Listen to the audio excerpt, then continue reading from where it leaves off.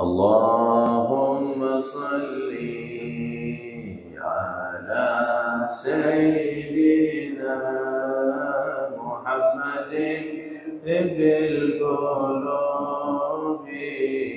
ودوائها وعافية الأبدان شفائها ونور الأبصار وضيائها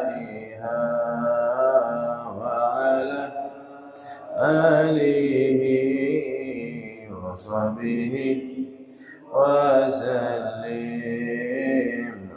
اللهم صل على محمد بالقلوب ودوائها وعافية الأبدان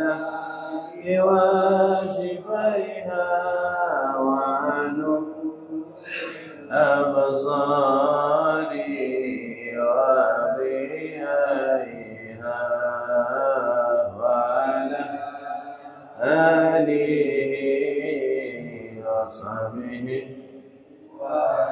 اللهم صل على محمد بالقلوب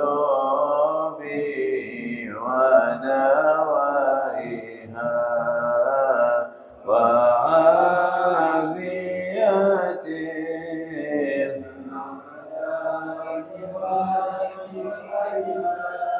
ونور الأبصار وضيائها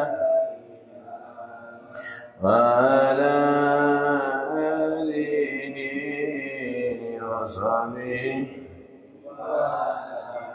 اللهم صل وسلم وبارك عليه وعلى آله.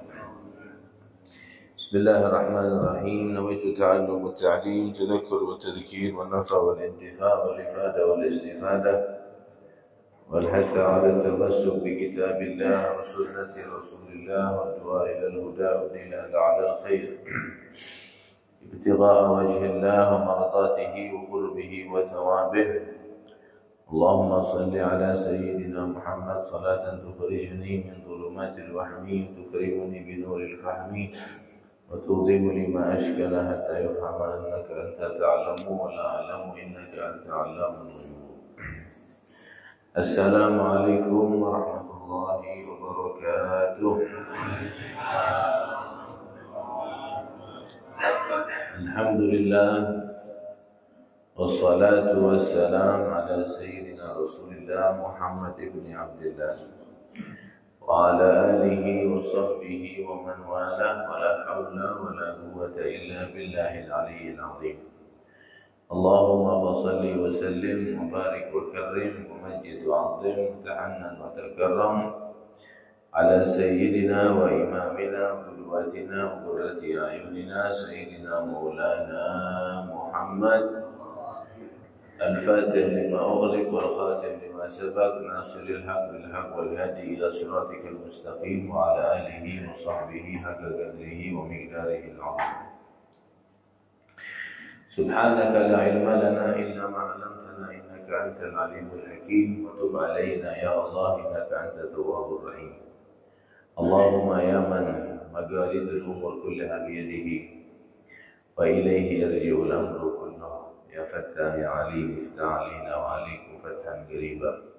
رب اشرح لي صدري ويسر لي أمري واحلل عقدة من لساني يفقهوا قولي بجاه النبي وصحبه والآل.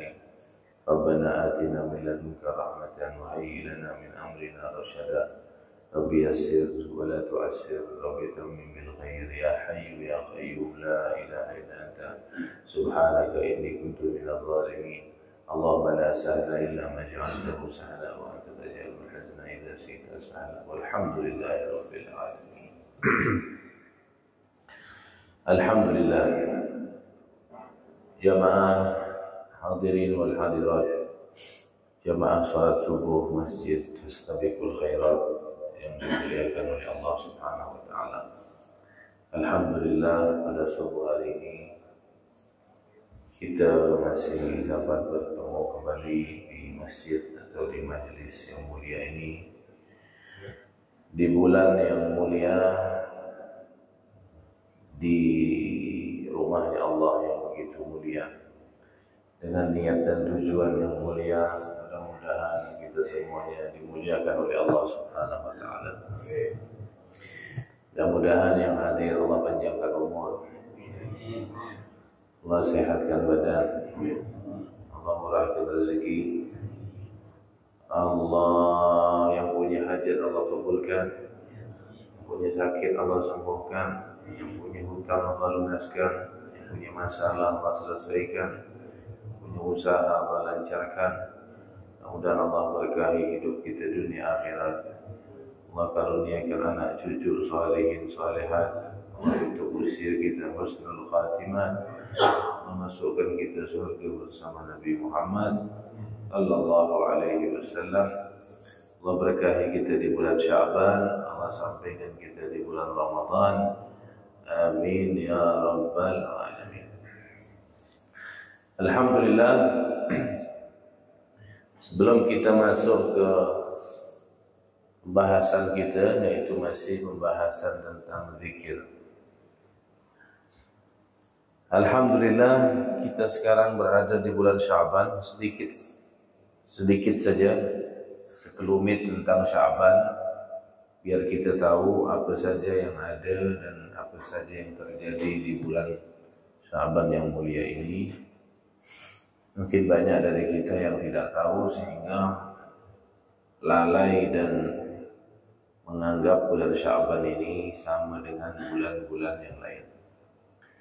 Di bulan Sya'ban ini terjadi peristiwa yang sangat besar, satu mukjizat yang Allah berikan kepada Nabi Muhammad SAW, yaitu mukjizat terbelahnya bulan.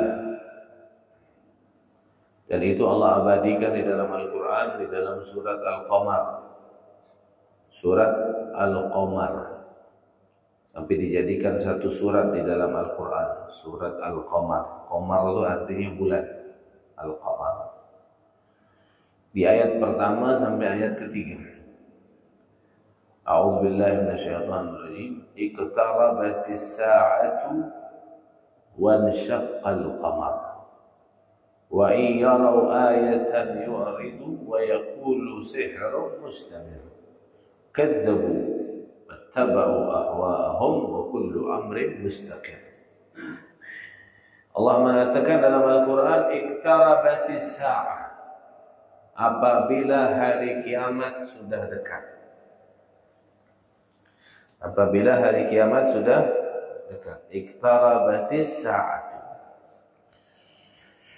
wanshaqqal qamar, dan bulan terbelah. Bulan terbelah itu yang dimaksudkan di situ adalah mukjizat Nabi Muhammad SAW membelah bulan untuk memberikan satu bukti kepada orang-orang kafir pada saat itu akan kenabian dan kerasulan Nabi Muhammad SAW. Tapi begitulah keadaan orang-orang kafir. Allah mengkisahkan di dalam ayat itu, apa kata Allah? Wa in yarau ayatan, apabila orang-orang kafir ini melihat tanda atau mukjizat kebesaran Allah, yu'ridu, mereka berpaling. Wa yaqulu sihrun mustamir, dan mereka mengatakan ini adalah sihir. Muhammad ini tukang sihir. Padahal sudah ditampakkan mukjizat, masih saja dia bilang ini sihir. Wa yaqulu sihrun mustamir, ini adalah sihir yang terus-menerus. Wa kadzabu, mereka mendustakan Nabi Muhammad SAW. Wattaba'u ahwa'ahum, mereka mengikuti hawa nafsu mereka. kullu amrin mustaqir. Padahal segala sesuatu telah Allah takdirkan seperti itu. Allah mau mengkhabarkan bahwa orang kafir itu tidak akan pernah mau mengiyakan, artinya selalu mendustakan dakwahnya Nabi Muhammad sallallahu alaihi wasallam. Bulan terbelah, dan itu bukan sesuatu yang besar bagi Allah Subhanahu wa taala. Itu mukjizat yang Allah berikan kepada Nabi Muhammad sallallahu alaihi wasallam, dan itu terjadi di bulan Sya'ban yang mulia itu. Dan itu Allah abadikan di dalam Al-Quran. Terbelahnya bulan. Pernah lihat bulan terbelah? Belum. Kalau terang bulan, pernah lihat martabak terang bulan namanya. Bulan tak pernah itu ya. Itu mukjizat disaksikan oleh orang-orang kafir. Cuma orang-orang kafir ini mendustakan. Dia bilang ini sihir, tak percaya ada sama Nabi Muhammad sallallahu alaihi wasallam. Ya sama kayak kurang lebih Isra wal Mi'raj gitu. Sesuatu yang kayaknya tidak masuk akal gitu. Nah, ya. Bukan berarti Allah itu mau mengkebiri akal kita, bukan. Banyak hal-hal di dalam Islam itu yang tidak masuk akal, berarti Allah ingin mengkebiri akal kita. Tidak. Malah tidak sesuai dengan, bertentangan dengan maqasidus syariah, tujuan syariat. Di antara tujuan syariat itu kan ada 5. Di antaranya adalah hifdzul akal, menjaga akal. Ini hanya ujian dari Allah. Kita ini percaya apa enggak gitu lah. Beriman apa enggak. Segala instruksi dari Allah tak boleh kita banyak komentar. Tak boleh kita banyak tanya-tanya. Imani dulu. Setelah kita iman, baru boleh kita tanya. Jangan tanya dulu baru beriman. Salah, tidak seperti itu. Orang-orang beriman tidak seperti itu. Ini juga ujian bagi orang-orang kafir pada saat itu. Nah, itu terjadi di bulan Sya'ban. Kemudian peristiwa yang sangat terkenal sekali di bulan Sya'ban adalah perpindahan kiblat dari Baitul Maqdis, Masjidil Aqsa ke Masjidil Haram Makkah atau di Ka'bah Al-Musharrafah. Itu terjadi di bulan Sya'ban. Alhamdulillah. Jadi setelah pertama kali kiblat itu di Baitul Maqdis selama 17 bulan 3 hari. 17 bulan 3 hari umat Islam menghadap ke Baitul Maqdis. Kemudian Nabi Muhammad SAW mengadu kepada malaikat Jibril untuk menyampaikan kepada Allah agar kiblat dipindahkan ke Masjidil Haram. Akhirnya Jibril pun menyampaikan kepada Allah Subhanahu wa taala. Kata ulama di antaranya Syekh Fakhruddin Ar-Razi dalam kitabnya Mafatihul Ghaib. Beliau mengatakan, kenapa Nabi Muhammad minta pindah kiblat yang awalnya di Baitul Maqdis, kenapa disuruh pindah ke Masjidil Haram?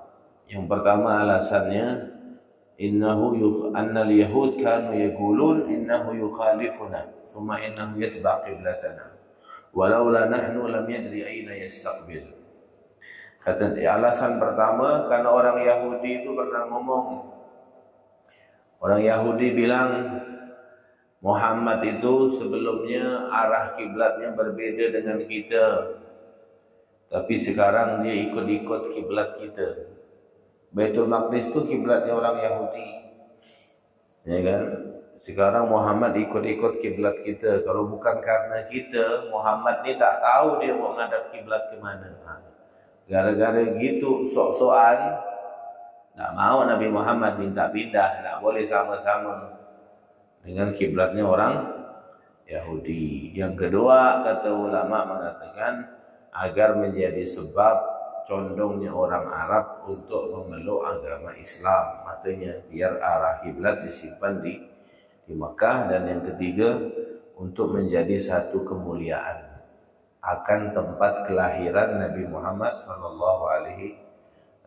Dan akhirnya Allah kabulkan permintaan Nabi Muhammad dan dipindahkanlah kiblat dari Baitul Maqdis ke Masjidil Haram. Qad nara taqalluba wajhika fis sama' falanwalliyannaka qiblatan tardaha fawalli wajhaka syatral Masjidil Haram haitsuma kuntum fawallu wujuhakum syatra.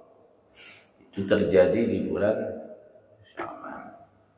Dan yang ketiga yang terjadi di bulan Sya'ban adalah bulan Sya'ban ini adalah bulan kelahiran kemuliaan Nabi Muhammad SAW.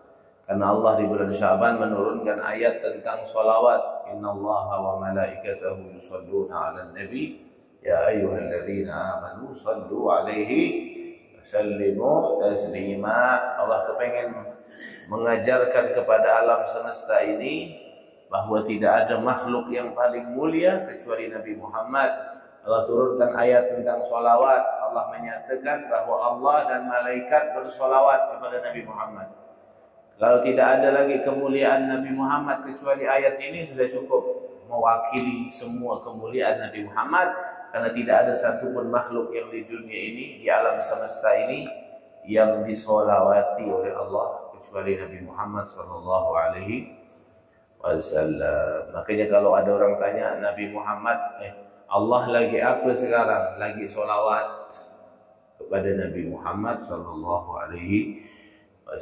Makanya solawat itu pasti diterima, karena solawat adalah pekerjaannya Allah.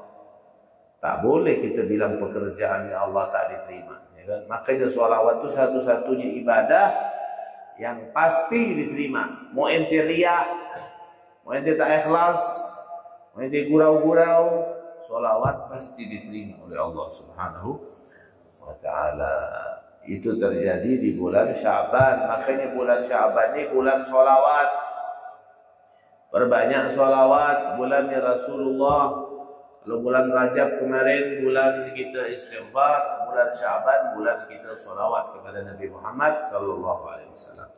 Tapi intinya daripada bulan Sya'ban ini nanti nisfu Sya'ban, malam 15 Sya'ban. Itu inti daripada bulan Sya'ban. Kalau bulan Rajab tuh intinya di 10 hari pertama, karena ada malam 1 Rajab. Kalau bulan Sya'ban intinya tuh di pertengahannya, di 10 Sya'ban. Kalau Ramadan intinya di 10 terakhir, karena ada Lailatul Qadar. Nah, udah pas tuh. Rajab di awalnya karena ada malam 1 Rajab, nisfu Sya'ban di tengahnya karena ada nisfu Sya'ban.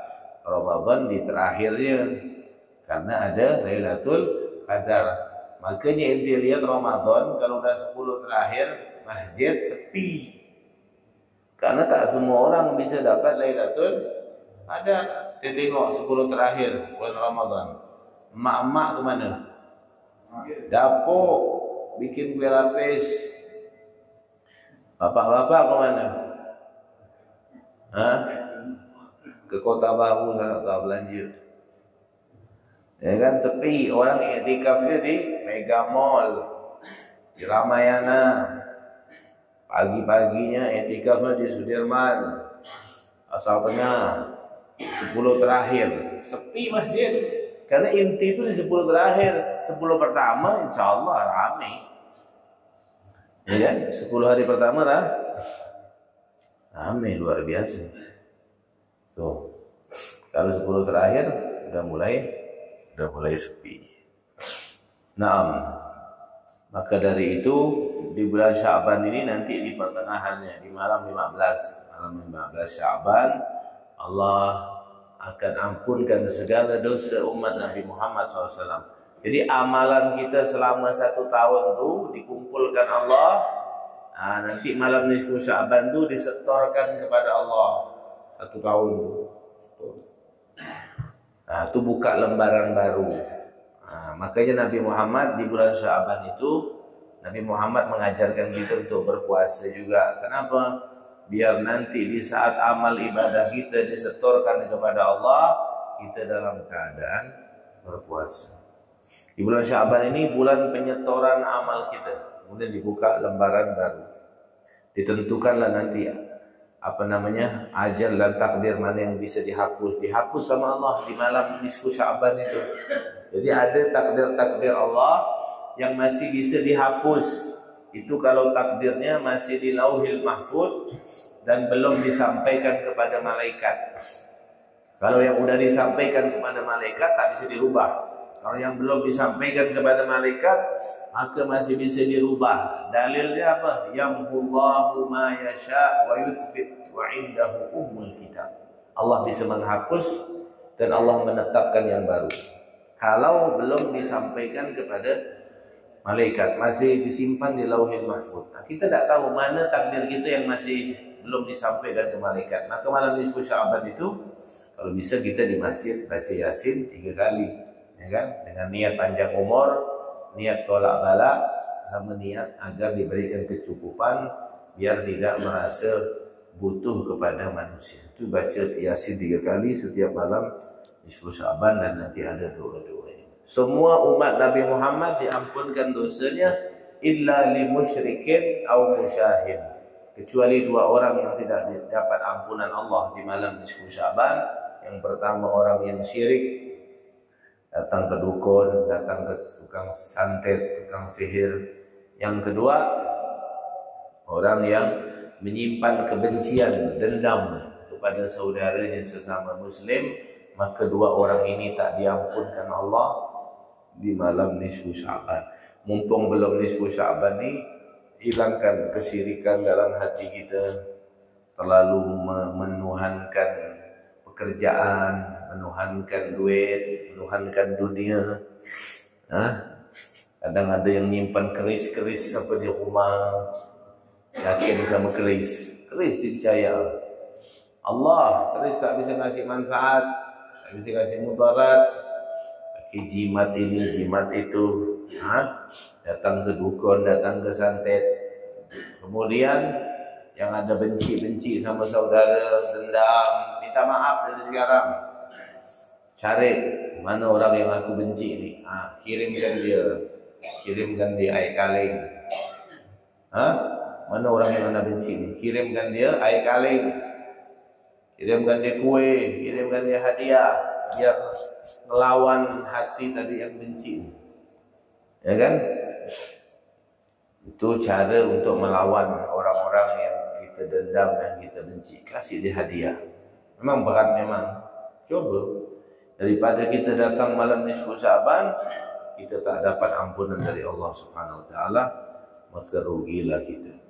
Ini bulan Sya'ban ni banyak orang yang melupakan. Karena ini bulan di tengah-tengah antara Rajab dan Sya'ban. Biasanya kalau dah masuk bulan Sya'ban ni udah mulai sibuk. Persiapan dah, nyetok kurma, nyetok apa lagi, sirup untuk buka puasa.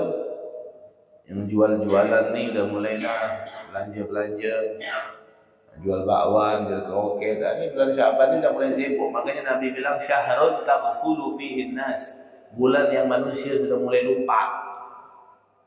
Karena mohon maaf, orang kita ni bukan ngejar Ramadannya, ngejar Lebaran. Kadang tak puasa tapi ngecat rumah, ngecat je rumah, puasa tak ada. Banyak itu ngecat rumah tapi tak puasa. Macam mana cerita? Yang mana yang dikejar Lebarannya, bukan Ramadannya. Kalau orang-orang Hadramaut Yaman tu lihat, 6 bulan sebelum datang puasa mereka sudah nangis-nangis minta disampaikan di bulan puasa, karena dia tahu nilainya Ramadan. Kalau kita mohon maaf kadang puasa santai ya tak puasa, ya kan? Kok memang bulan puasa itu cobaannya berat. Maka dari itu di bulan Sya'ban ni kita belajar puasa sedikit-sedikit. Ambil Senin Kamis, satu ambil di awal atau di pertengahan, untuk supaya masuk Ramadan tak terkejut. Pemanasan dulu, bukan motor tu dipanaskan dulu. Kalau tak ada pemanasan nanti masuk bulan Ramadan jam 10 pagi dah mulai lapar. Nengok rumah makan Melda buka, lain dah cerita. Nengok es tebuk tu lain kalau bulan puasa tu. Warnanya menggoda. Kalau di luar Ramadan ni biasa-biasa ya. Ya kan? Tapi pada bulan Ramadan tu hijau tu nyaman yang lihat itu. Kurma pun kadang dilihat kecoa pun dilihat kurma. Macam mana ni? Karena tak terbiasa. Padahal sahur makan 2 piring. Jam 10 dah lapar. Yang ahli hisab ni lebih parah lagi. Pandai masak bermulut dah kan. Macam mana? Jadi biasakan dari bulan Sya'ban ini. Ramadan itu disyariatkan Allah berpuasa biar kita tahu keadaannya orang-orang yang tak makan tu macam mana, lapar. Kita maghrib buka, ada orang yang sampai tengah malam berhari-hari tak makan. Itu kan kita suruh merasakan bagaimana penderitaan orang-orang miskin yang tak makan, tak minum. Biar kita tahu rasanya. Karena orang-orang muslim itu saudara kita, ya kan? Seperti jasad yang satu sakit, anggota lain juga ikut sakit. Biar kita merasakan. Makanya Syahrul Muasa, Ramadan itu bulan saling berbagi. Sedekah, perbanyak sedekah di bulan Ramadan. Nah, biasakan dari mulai Sya'ban ini, orang yang sudah menanam kemarin di bulan Rajab, bulan Sya'ban ini dimulai menyiram. Nanti bulan Ramadan dia panen. Kalau yang tak ibadah di bulan Rajab, tak ibadah di bulan Sya'ban, masuk Ramadan terkejut dia nanti. Akhirnya bukan tambah beribadah, malah tambah bermaksiat kepada Allah di bulan Ramadan.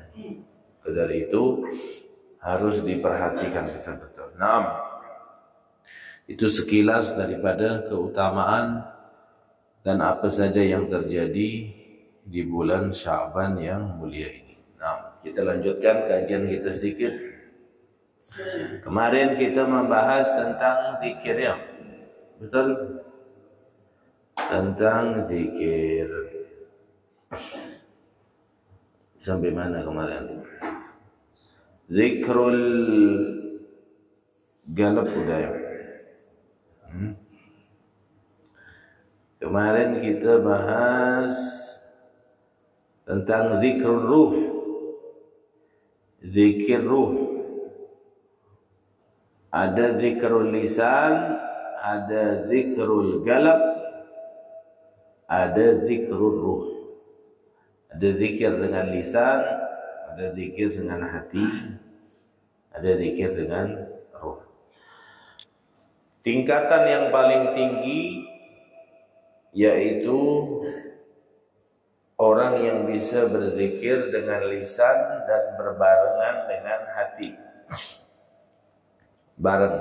Lisannya mengucap la ilaha illallah, hatinya menghadirkan kalimat la ilaha illallah, bahwa tidak ada yang pantas disembah kecuali Allah. Itu yang paling tinggi. Yang kedua, minimal dia zikir dengan hati saja, walaupun lisannya tidak berzikir. Yang tingkatan paling rendah adalah dia zikir dengan lisan saja, hatinya tidak berzikir. Nah, itu beda zikir sama sholawat, ya. Kalau sholawat, walaupun ente tak hadir, hati ente diterima. Kalau zikir, kalau hati tak hadir, percuma. Zikir dengan lisan dapat pahala ente. Setiap tasbih, pahala sedekah. Setiap tahlil, pahala sedekah. Tapi zikir ente tidak memberikan efek. La yanfa' illa ma'al hudur. Zikir tidak akan bermanfaat kecuali hatinya harus hadir. Makanya tingkatan zikir paling rendah adalah zikir dengan lisan saja. Tingkatan kedua, zikir dengan hati saja, masih mendingan. Tingkatan paling tinggi, lisan berbarengan dengan hati. Nah, tapi menurut ulama tasawuf ada yang lebih dari ini, yaitu zikrul ruh. Ruhnya berzikir, ya kan? Ruhnya berzikir. Kalau zikir hati menyebabkan seseorang mendapatkan cahaya ma'rifat kepada Allah, tapi kalau zikrul ruh menyebabkan seseorang tambah cinta dan tambah rindu dan tambah dekat dengan Allah Subhanahu wa ta'ala.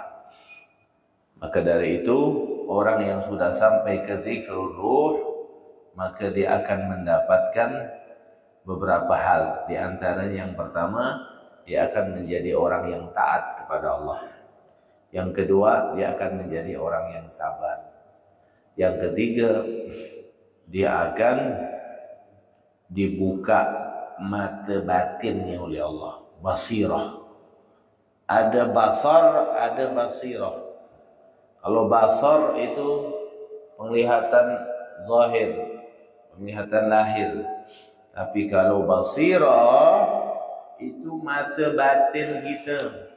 Makanya wali-wali Allah itu bisa melihat sesuatu yang tak dilihat oleh kebanyakan manusia. Karena mata batinnya bersih, jernih. Bisa tahu hatinya orang begini. Bisa tahu. Itu karena basirah. Seperti yang dikatakan oleh Al-Imam Ali bin Abi Thalib. Tak kala ditanya, hal ra'aita rabbak? Wahai Ali, apakah kau pernah melihat Tuhanmu Allah? Kata Sayyidina Ali, kaifa a'bud ma la ara? Untuk apa aku nyembah Tuhan yang tak bisa aku lihat? Untuk apa aku nyembah Tuhan yang tak bisa aku lihat? Rugi. Macam mana kau melihatnya? Kata Sayyidina Ali, bi ainil basirah, melihatnya dengan mata hati, mata zahir tak bisa. Makanya orang-orang yang sudah sampai derajat haqqul yaqin atau ainul yaqin, kalau haqqul yaqin tak bisa ya. Kan ada ilmul yaqin, ilmul yaqin, ainul yaqin, haqqul yaqin. Kalau ilmu yakin tu kelas-kelas kita ni, yakinnya karena ilmu. Oh, kalau mengerjakan ini pahalanya sekian. Kalau melakukan ini dosanya sekian. Kita yakin karena ilmu, pengetahuan.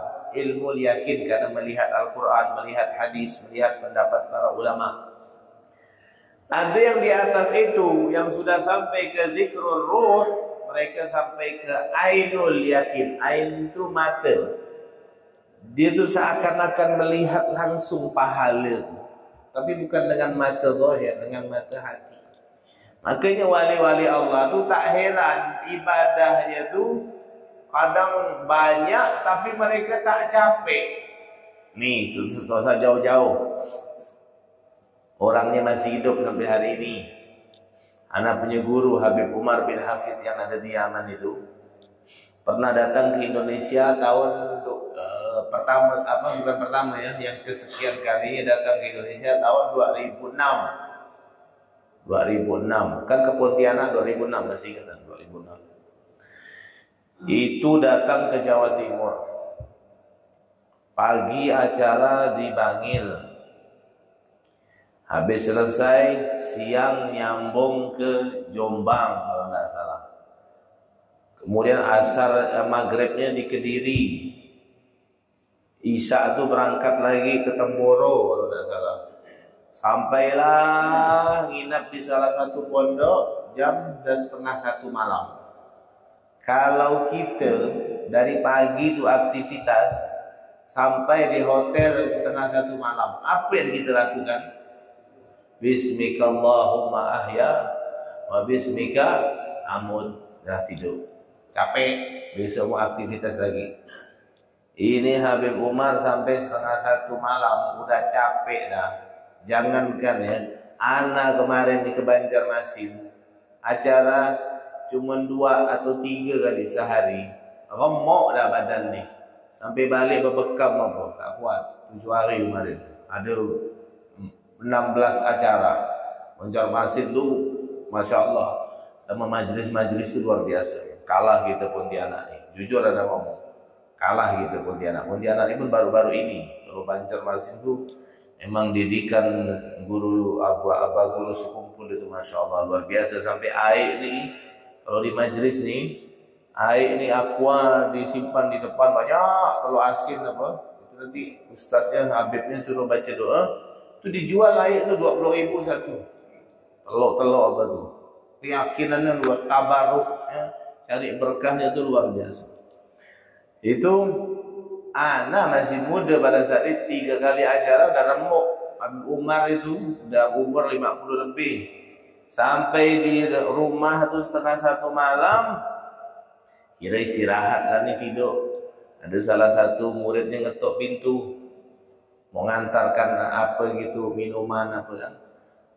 Pas pintu tuh kayak tidak rapat gitu, dibuka, beliau lagi sholat tuh begini, kayak menikmati gitu. Wallahi kalau tidak ada rasa nikmatnya, tak mungkin beliau bisa begitu.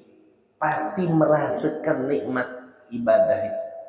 Kalau orang ibadah tidak ada nikmatnya, makanya bosan, makanya capek, makanya tergesa-gesa, makanya seakan-akan ibadahnya hanya untuk menunaikan kewajiban saja. Andaikan sholat 5 waktu ini tak wajib, tak ada yang sholat, ya kan? Menunaikan kewajiban saja, ya kan? Tak enak nih tengok tetangga, tak enak, banyak tak enaknya. Mereka sebentar masuk kamar udah istirahat. Kenapa masih ibadah? Capek ini, bukan tidak capek, zahirnya capek, tapi menikmati. Ibadah tuh ada rasanya. Seperti ente ngerasakan ini lauk ini, rasa ini, makanan ini. Sama, ibadah juga ada rasanya bagi orang yang sudah sampai ke dzikrul ruh. Dia akan rindu terus sama Allah Subhanahu wa taala. Tak mungkin orang itu bisa ibadah seperti ada yang sholat semalam 1000 rakaat. Satu malam hatam Quran. Kayak Imam Syafi'i hatam Quran sehari 2 kali. Ramadan 6 kali pagi, 6 kali malam. Ada yang antara maghrib dan isya hatam Quran. Itu kalau tak ada nikmatnya, tak mungkin. Pasti ada rasanya. Kan kita tak merasakan kan? Kita belum sampai derajat itu. Kita masih sibuk dengan fulus. Tak bisa. Masih sibuk dengan dunia, banyak campur-campurnya kita. Tak. Masih banyak masih banyak bohongnya, masih banyak hal-hal yang masih harus kita benahi dulu. Ya kan? Susah kita.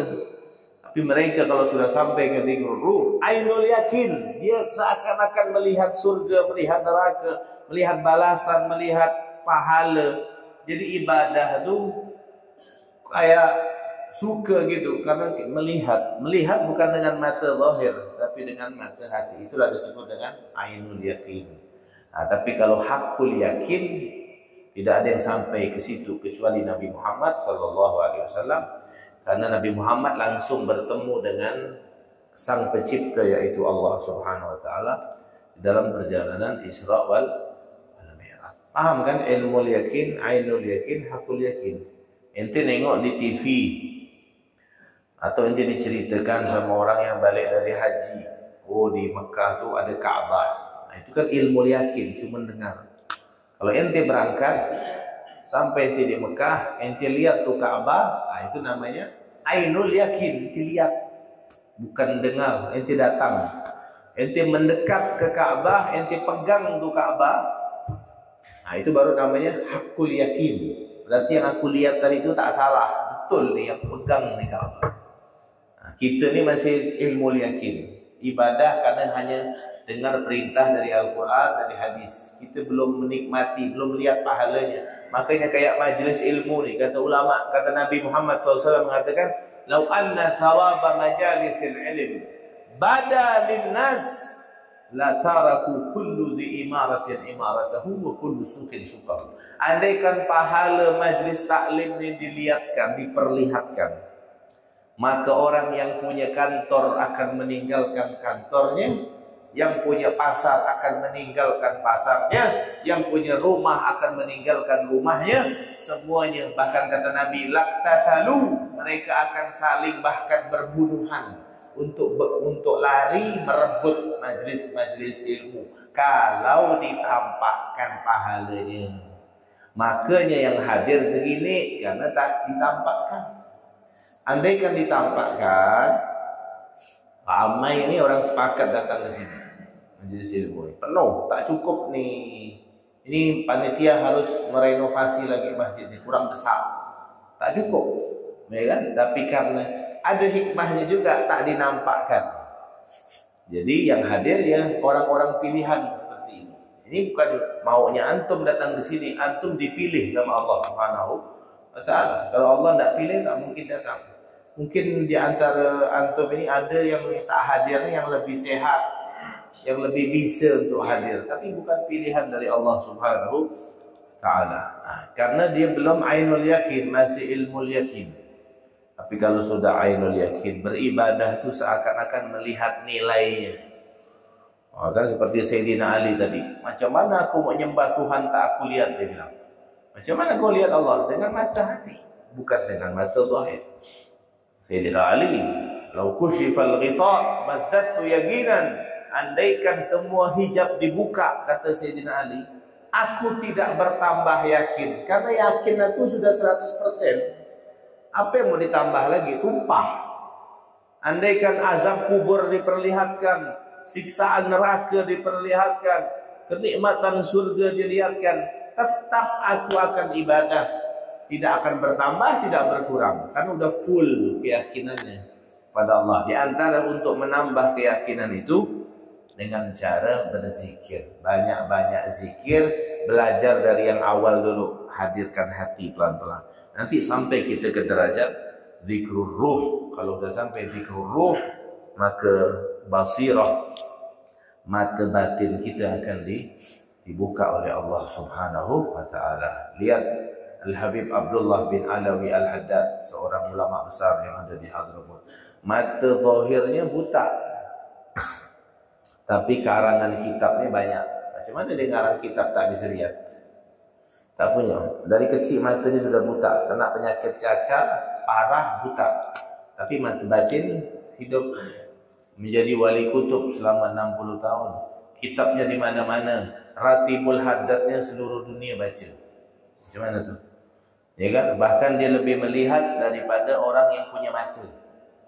Ada tamu datang ke rumah, kemudian dia hidangkan air kopi segelas.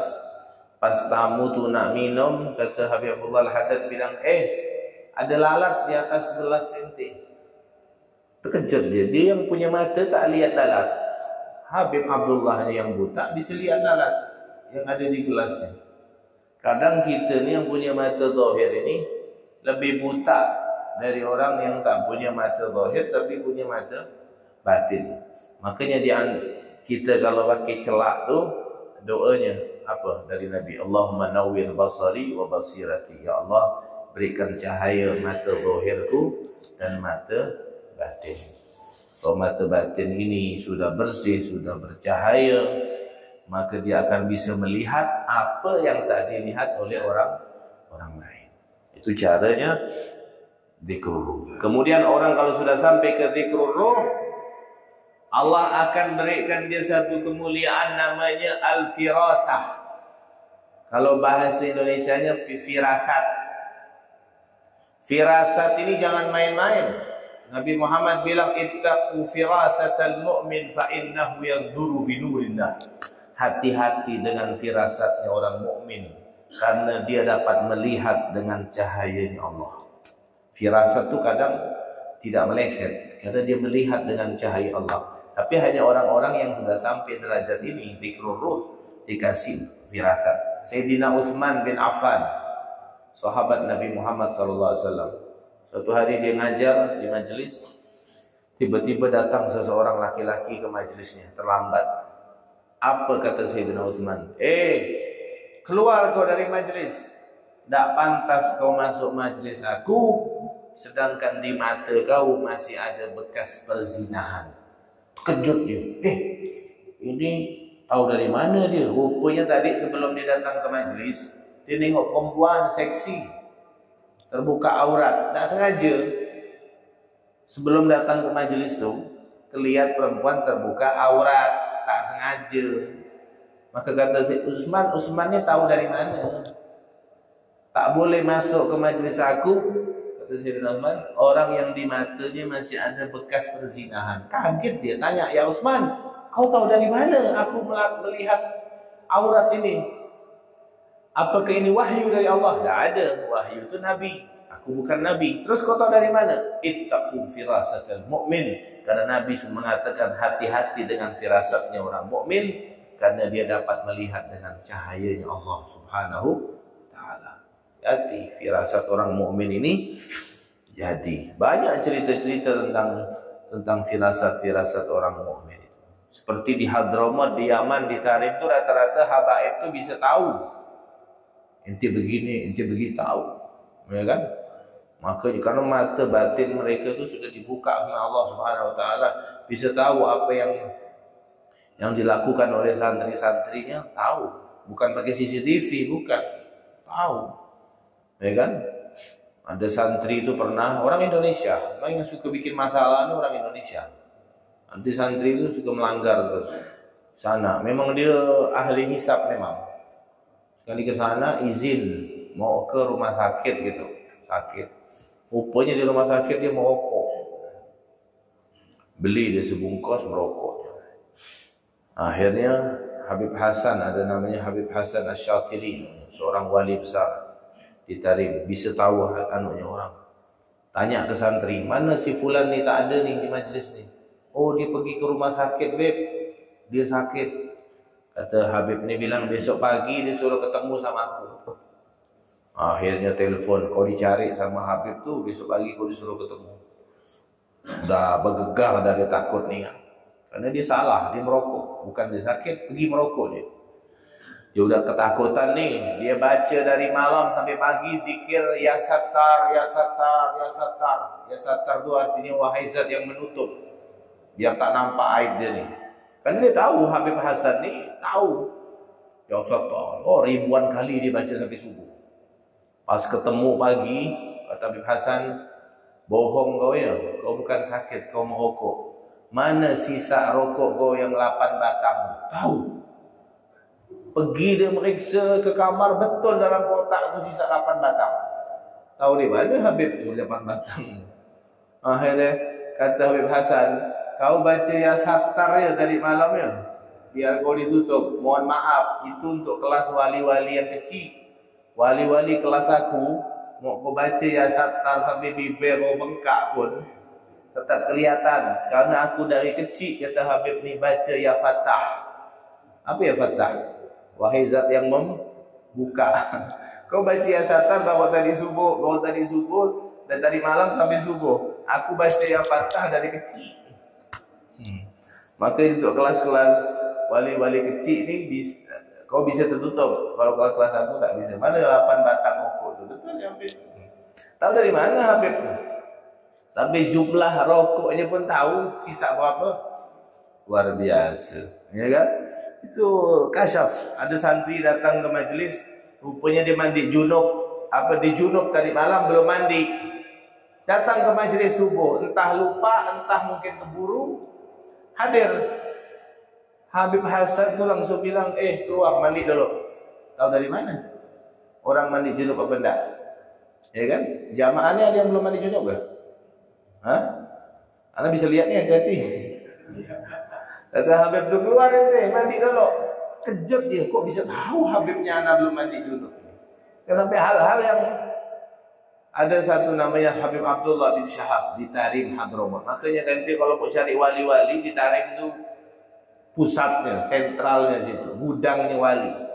Habib Abdullah bin Syihab itu sudah meninggal. Anak alhamdulillah ketemu beliau, dapat ijazah surat Fatihah sama beliau.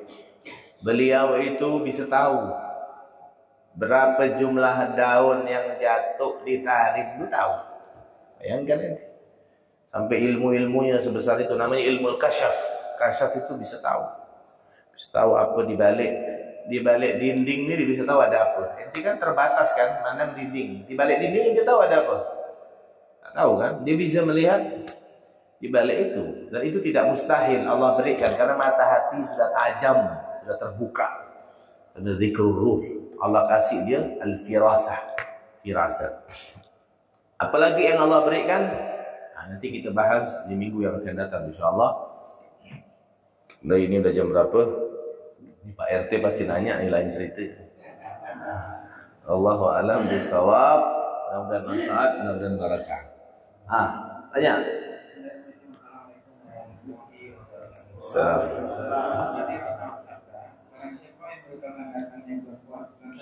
Maka akan diharapkan api neraka baginya.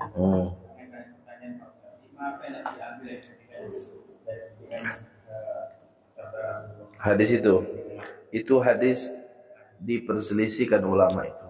Yang kedua, hadis juga Ustaz. Setelah pertengahan bulan puasa, bulan Syaban, janganlah kalian berpuasa. Apa demikian Ustaz? Yang ketiga, apakah harus diharuskan kita berzikir la ilaha illallah apakah harus diharuskan Ustaz? Hadis yang memberikan kabar tentang datang Syaban itu hadis palsu. Tidak ada hadis riwayat seperti itu. Dan itu banyak tersebar di media, di WA itu banyak orang menyampaikan itu. Itu tidak ada dasarnya, tidak ada dalilnya. Bukan hanya Syaban loh, dari bulan Rajab pun gitu kan ada. Siapa yang masih tahu datang bulan Rajab? Ini Syaban, siapa yang tak masih tahu kan? Tidak ada dalilnya. Boleh dicek lagi nanti riwayatnya. Anak kira itu maudhu. Kalau dhaif masih bisa diamalkan, cuma tak bisa dijadikan dalil. Tapi kalau maudhu itu palsu, bukan dari Nabi, orang yang buat-buat. Seperti bulan Maulid juga ada hadis yang berbunyi man azzama maulidi, siapa yang mengagungkan maulidku maka wajib dapat surga. Itu hadis palsu. Orang ini kadang terlalu berlebihan, akhirnya bikin-bikin gitu Pak. Itu enggak ada riwayatnya. Yang kedua, apa tadi itu? Itu bukan pertengahan sebelumnya, pertengahan setelahnya. Karena itu adalah Yaumus Syak, hari keraguan. Wabil khusus 10 terakhir bulan Syaban. Tapi kalau yang punya utang tidak apa-apa, wajib karena itu qadha, ya kan? Untuk puasa-puasa sunnah kalau udah 10 terakhir Syaban dianjurkan jangan, karena itu hari keraguan. Yaumus Syak namanya. Kalau mau puasa nih 10 pertama nih, 10 pertengahan. Tapi yang punya hutang puasa enggak apa-apa. Kemudian yang ketiga, masalah zikir la ilaha illallah geleng-geleng kepala itu dikiaskan ke satu cerita di zaman Nabi Muhammad SAW. Ada paman Nabi yang bernama, bukan paman, sepupu Nabi, namanya Ja'far bin Abi Thalib, yang pernah Ana ceritakan dulu di sini, yang tangannya putus dua-duanya di saat perang Mu'tah, yang dia diganti sayap di surga terbang syahid. Itu Ja'far bin Abi Thalib itu dari kecil tak bertemu Nabi hampir 20 tahun. Pas dia ketemu dengan Nabi Muhammad SAW, saking senangnya dia ketemu dengan Nabi, dia joget-joget, putar-putar, joget-joget itu. Itulah ulama mengkiaskan kalau orang sudah nikmat, sudah senang, tidak bisa mengendalikan jasadnya. Jadi orang kalau udah la ilaha illallah itu udah fana dia, betul-betul hadir, maka dia tidak bisa ngontrol jasadnya. Nah, itu juga kejadian Ja'far bin Abi Thalib itu dikiaskan dalam kayak zapin itu. Orang zapin itu, tapi zapin yang betul, bukan kayak ada zapin kayak orkes model itu tak betul itu, kayak lagu-lagu disco betul. Tak betul. Zapin yang betul ada habaib, lagu-lagunya syair-syair, qasidah yang betul. Nah, joget-joget zapin itu kan diperbolehkan karena orang kalau sudah senang, sudah nikmat itu tidak bisa mengendalikan jasadnya. Adapun untuk lebih detailnya dia tanya sama orang-orang tarekat itu. Ya kan? Dia ada gerak-gerakannya sendiri. Kalimat la ilaha kan dari pelan-pelan itu. Ada cara-caranya. Anak bukan orang tarekat, nanti boleh tanya kepada orang-orang tarekat masalah itu. Tapi masalah bolehnya boleh. Harus, tidak harus. Orang kalau sudah hadir hatinya bergerak sendiri jasadnya, tidak bisa dibendung lagi kan seperti itu. Wallahu a'lam bishawab. Mudah-mudahan manfaat, mudah-mudahan barakah, mudah-mudahan bisa ketemu lagi di depan insyaallah. Wallahu a'lam bishawab. Subhanakallah bihamdik, asyhadu an la ilaha illa anta, astaghfiruka wa atubu ilaik. Wassalamualaikum warahmatullahi wabarakatuh.